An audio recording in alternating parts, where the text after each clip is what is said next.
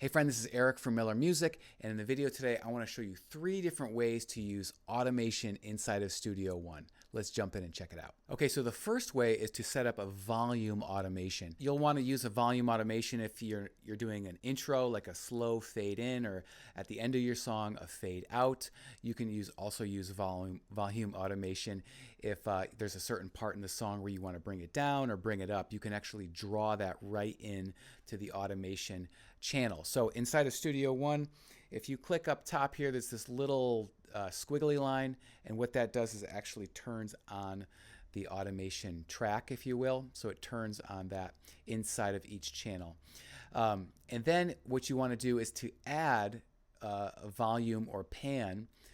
Panning would be like if you wanted to add panning to that, but that's that track.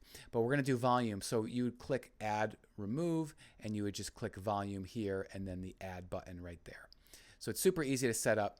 And then from there, you can just draw in your automation. Okay, so you can bring it up or down. You can create new points. Like let's say if I wanted to do an automation like that, where it's a slower volume in. Okay, so let's give it a listen now and see what that sounds like. This is just basically a little bit of an intro to a tune.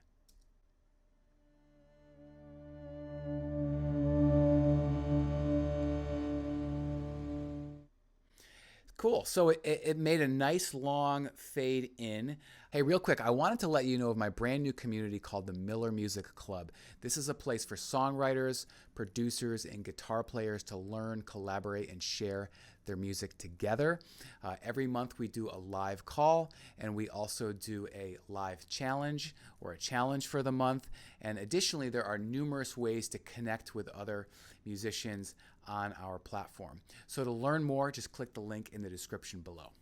Okay, so the second thing you can do for creating automation is adding delay or reverb. So you can automate the delay or reverb. So this is really cool. So I have all of these channels selected. What I'm going to do is first what you want to do is add a bus channel where you're going to be adding the delay to. So I'm going to right click on that. I'm going to create or go to add bus for selected channels. Okay, so that's going to give me a bus right over here. And then I am going to type in delay. Let's go for the analog delay. Now I'm going to make this a big delay so it kind of goes on for a long time. Let's just do feedback, like something crazy like that. 100% for the dry wet. Now we have this bus channel, which is down here. Okay. By the way, if you want to see this bus channel, you have to go into settings inside of Studio One. Okay, so you just really quick, I want to show you in preferences. There's an automation right here, and just make sure this is automatically create automation tracks for channels. Okay, so then you'll be able to see that bus channel down here. Okay, so let's just draw something in. So I'm gonna just have it like go to 100% right here. Okay, so now, whereas before it cut off, hopefully now it'll continue to go. All right, let's give it a listen.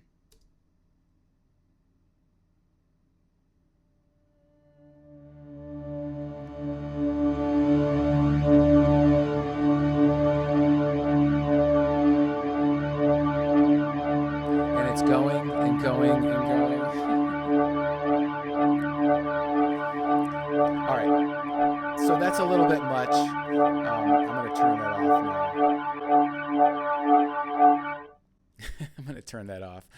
But you get the idea. So you can you can automate your delay by doing that. So it's a super cool thing. Let's say you had a vocal or something and you want to just add some delay to one part of the track.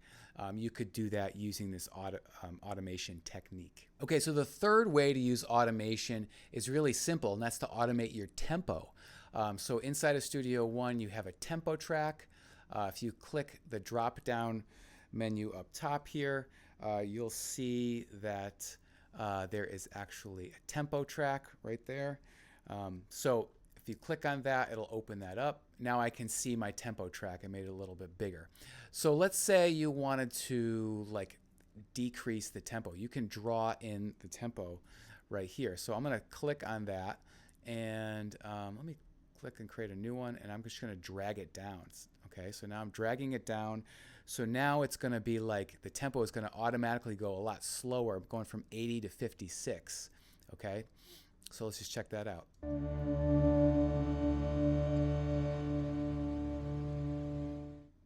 And by the way, you know it's working because you can see that the little white line is going a lot slower when it hits that new tempo. Okay, the cursor position would be the technical term for that. Okay, so I hope that helps you in setting up automation. If you have any questions, just leave a comment below. Also, I encourage you to check out the Miller Music Club by clicking the link in the description, and I'll see you on the next video. Take care.